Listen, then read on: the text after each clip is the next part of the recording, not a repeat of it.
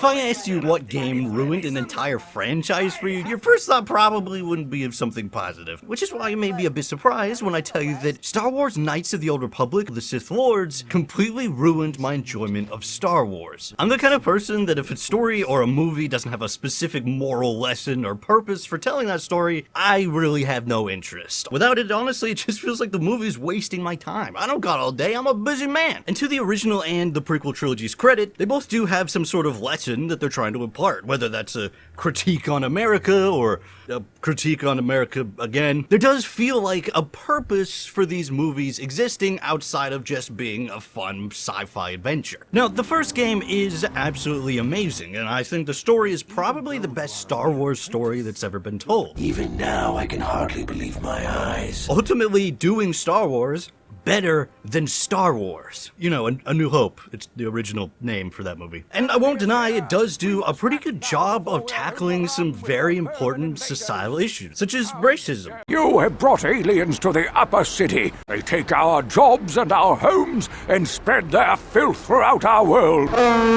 Yeah, you tell him, Big Z. Or sexism. Don't get yourself in a twist over it, gorgeous. I didn't mean anything by it. Karth, your wife literally just died and you're sexually harassing me? Ugh. Especially considering that this was still back at a time when SNL's idea of a funny skit was just to be racist. Must have a rod up your pooper.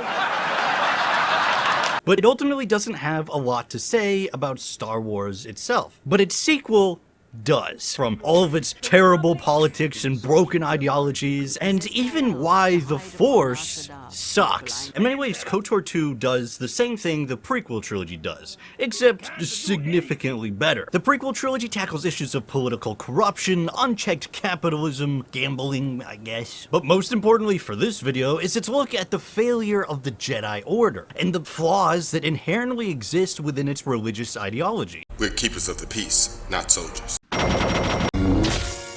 Jedi is leading the attack.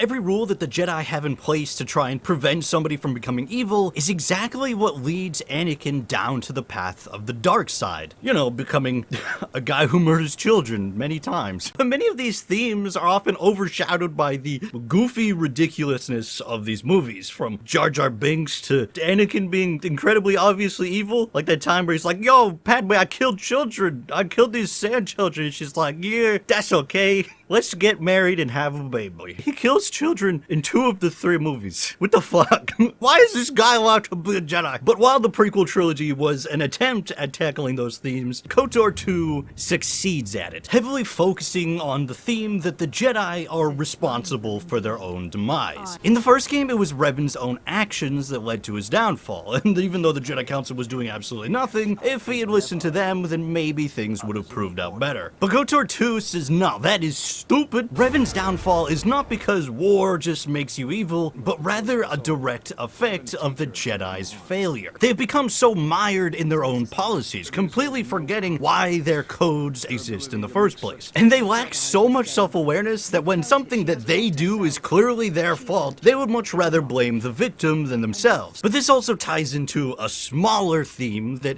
runs a bit throughout the game. The idea that all because you're doing something good doesn't mean good will come from it, which probably would be more effective if it wasn't saddled with a weird anti-homelessness slant. Why did you do such a thing? Giving him what he has not earned is like pouring sand into his hands. But KOTOR 2's hottest take is that the Force itself is bad. By the way, you should probably warn that there's spoilers ahead. Because you see, the Force is a double-edged sword. On the one hand, you can electrocute people whenever you want, but it also creates an unhealthy dependency that leaves the user at the mercy of the Force itself. Because the Force doesn't just sit idly by waiting for somebody to use it, it has a will of its own, and the Jedi are its most important pawn, leading them across the galaxy, killing people, and kidnapping children. Now, that probably wouldn't really be a bad thing if the Force was some sort of sentient being that had any understanding of ethics, but that's not the case. Instead, the Force is a law of nature, like gravity, pulling all these people to their ultimate demise. And that really puts the movies in perspective when you think about the fact that Anakin is meant to bring balance to the Force, which requires him to kill many children. I'm not so sure the Force is a good thing anymore, guys. And with all that said, it leads you into the final battle of the game, where you have to face off against your former master and decide,